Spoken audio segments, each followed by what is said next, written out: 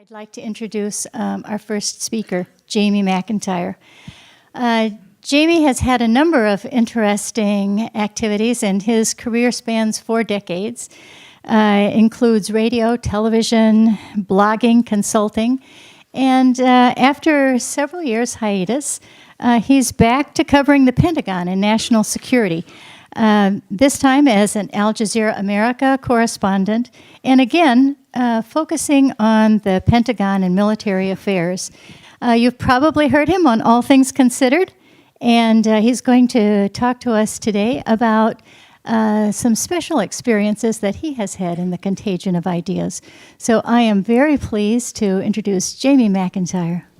So I just flew in from Washington, D.C. just a few hours ago. So I'm still adjusting, Washington, of course, is known as a fact-free zone these days. In Washington, fact is dismissed as opinion, and opinion is passed along as fact. And I'm going to talk today a little bit about facts, and do facts matter, and the power of facts, and the limitations that facts have in shaping our storytelling. And I'm going to tell it through my own personal experience. Now, as I said, I just got here from Washington. And when I come to a new place, I like to get in tune with the local community, the local vibe. So the first thing I did when I got here was I quickly ran from the airport. I went and I had my vaccine removed. All right, that's the best joke I could think of on the plane coming over here. So as you heard, I have a long career in journalism, started in radio, and I had my own television show in Washington, and I covered the Pentagon for 16 years for CNN. At one point in my career, I was the voice of C-SPAN. So I used to say this: C-SPAN and our companion network, C-SPAN 2, are privately funded to serve the public by America. Yes, that's easy. I did that for a while. As you heard, I was on NPR doing newscasts of the bottom of the hour of All Things Considered. So I said, from NPR News in Washington, I'm Jamie McIntyre.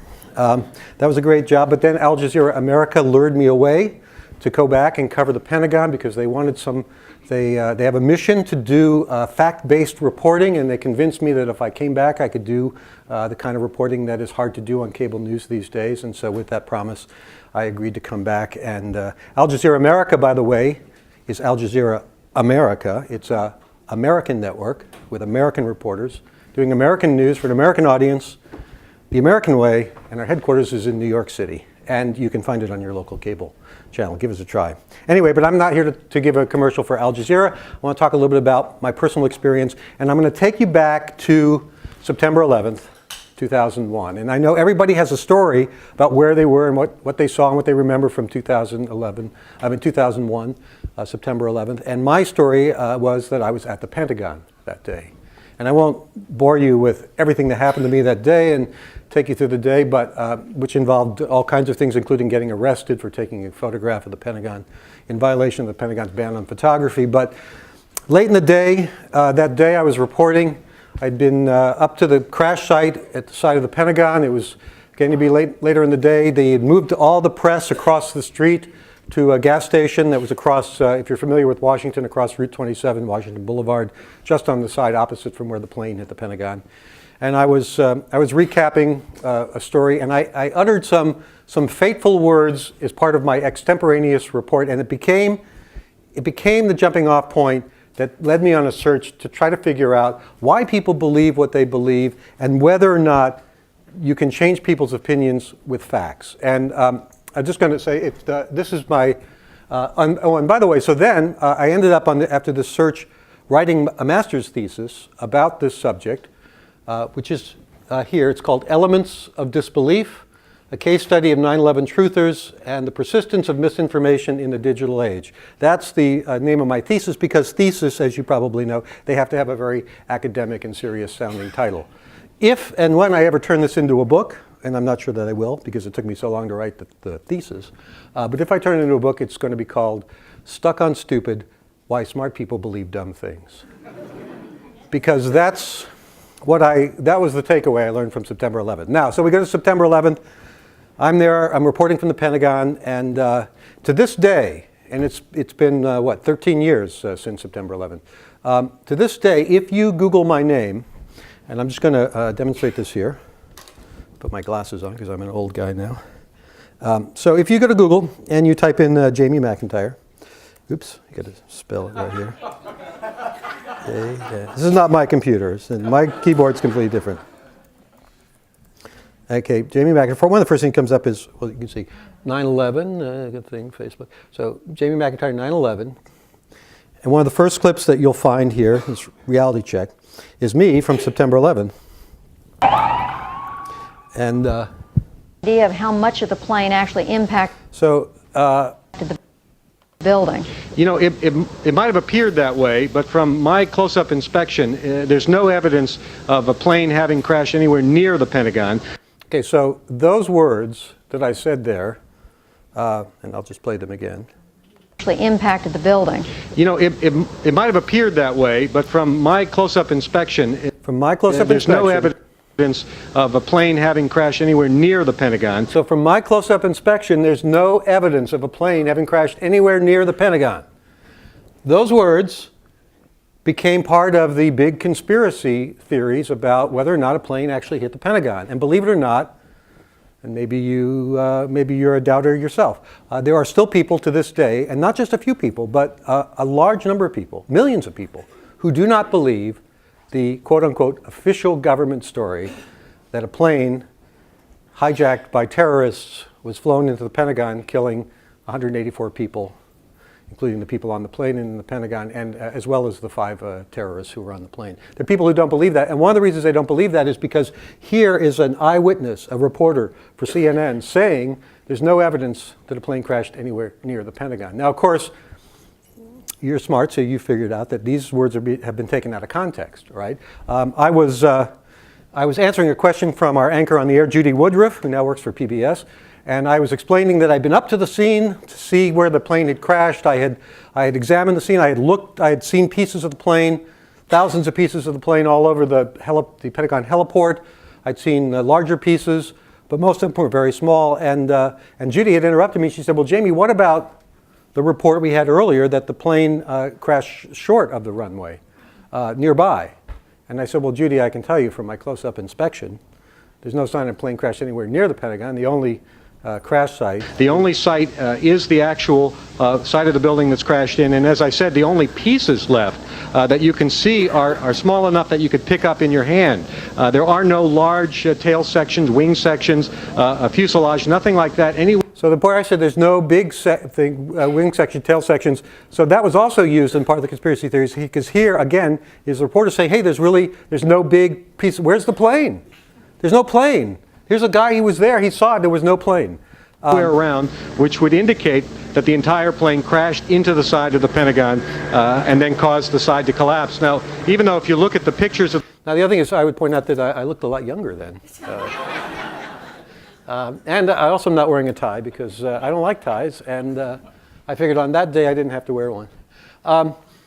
So later in that day, and I'm not going to play all these clips for you because I'm not going to take up the full hour here. I'm just the warm-up act, by the way, for the really interesting, and I'm waiting to hear the rest of the presentation. But later in the day, I interviewed an eyewitness. I didn't actually see the plane hit the Pentagon, which is another part of the conspiracy theory. I didn't see the plane. How do I know it was really a plane? How do I know they didn't just bring the plane parts there and spread them out so that I could find them when I came rushing out of the building? After they blew it up with a bomb or a cruise missile. And speaking of cruise missiles, so I interviewed an eyewitness. I was looking for somebody who actually saw the plane hit the Pentagon. And I found a guy named Mike Walter, and he happened to be a television reporter for USA Today Television, which is not a big television outfit in Washington, but he worked in Roslyn, Virginia, which was just a short distance from the Pentagon. And he happened to be on that road, Route 27, when the plane actually hit. And the plane, if you know, it was American Airlines Flight 77, and it came in really, really low. It was just a few feet off the ground. It clipped some of the light poles as it was going in to hit the Pentagon. It was extremely low. So Mike was describing this. He said, "I'm in my car. I see the plane. I said, something is wrong. It's really low." He said it was an American Airlines plane. He said, "I saw it. It looked like a cruise missile with wings going into the side of the Pentagon." So of course, you know which part showed up on the internet.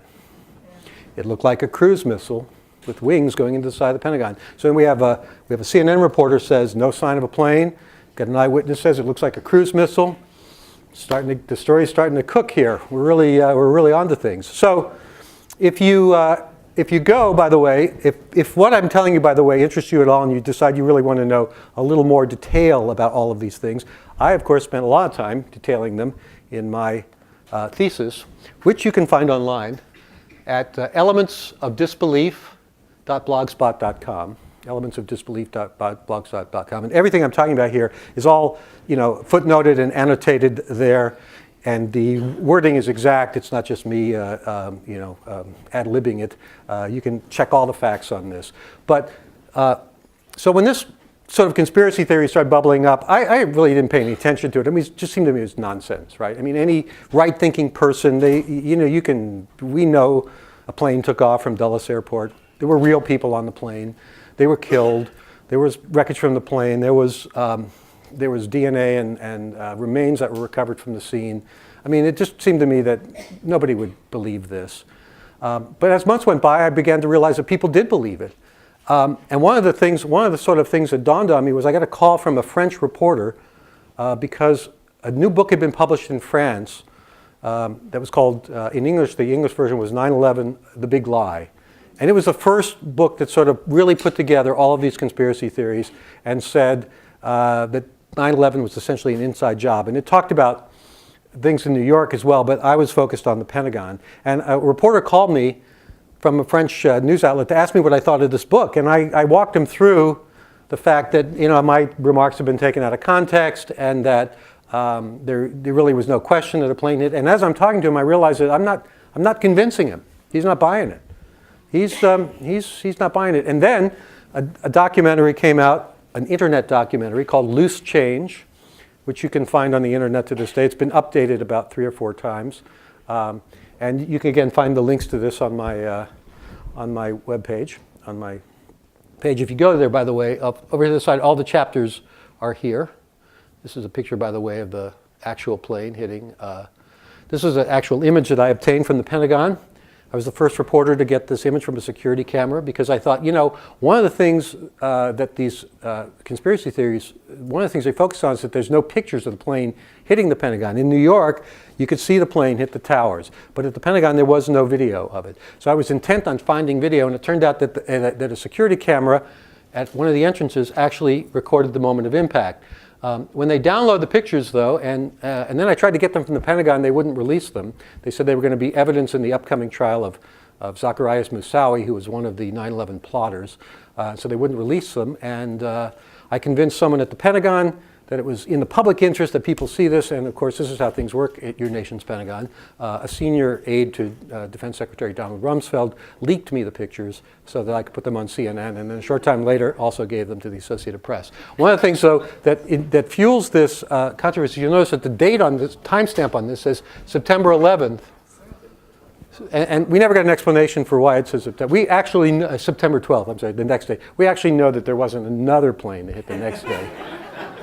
The simple explanation is probably the time stamp was off on the security camera, but we never did get an explanation for that. But that's just another evidence that this is all made up. So jumping ahead here, because over the years, at first I didn't pay much attention. Then I began to sort of try to correct the record. I did some stories myself about what really happened. I examined some of the conspiracy theories. I did stories explaining that my comments were being taken out of context. And by the way, I asked CNN at one point, can we get people to take these clips down? Because CNN owns the copyright to them. I don't own them. CNN owns them. And they just said, look, it's impossible. They're everywhere. There's just no way to stop it. So they're just still out there. And they became part of this. And as I engaged people, I thought, well, and this is really one of the key points, is like if you believe something is indisputably true, that all evidence points in one direction and there's really no evidence and no credible alternate explanation, but somebody else believes something different, you tend to think, well, they may not have all the facts, they may not know all the facts, and that was the case with some of these internet documentaries. If you actually go look at them, if you don't know anything, you don't have any outside information to look at, they actually can seem quite convincing. I mean, I was at the Pentagon and I was watching Loose Change and I was thinking, well, yeah, this guy might have a point here. Oh, wait a minute. So you tend to think, well, if you could just provide people with the facts, they would say, oh, right. Oh, you were taken out of context. That's not what you were saying. Oh, okay, now I get it. And so over the years, I would engage with some of the 9/11 truthers, as they called themselves. And an interesting phenomenon occurred, which is that I was never able to change anyone's mind. Never once in all of the discussions I had. And I did. And if you read my thesis, I detail how some of the things I did to try to engage people, including talking to people at length. And one of the takeaways I took was, you might also tend to think, well, okay, these people are just not smart enough to handle they can't handle the truth. They can't weigh the evidence. But what I found was mostly people were really smart. They were smart people. They weren't dumb people.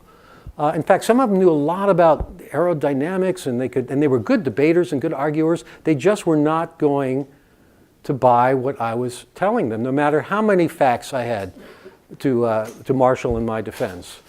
And it set me on this odyssey to try to figure out why do people have beliefs that are essentially impervious to facts? And as a journalist, because it's my job to bring facts to bear on a story, to help people understand things, what can I do to get through that? And there's been a lot of research done on it, and I'm going to boil it down to a couple of key points here, because I'm running toward the end of my time, and maybe we can talk some more about it in the Q&A. Couple of points. One of them was really convincing arguments can be made for things that are not true. And really, the evidence of that is just think about a court case where there's a person is accused of murder. They've got a prosecutor makes the argument that the guy did it. Defense attorney makes an equally convincing argument that they didn't do it. One of them is wrong. One of them has made a real convincing argument for something that's not true. And that's a lot of what you find with these conspiracy theories, convincing arguments for things that are not true.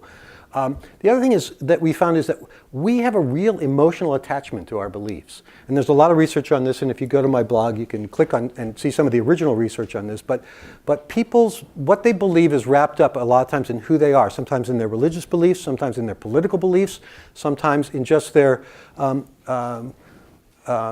the beliefs in who they are as a person. Did anybody hear NPR this morning? Morning Edition did a piece on mothers who had not vaccinated their kids. So they did two pieces.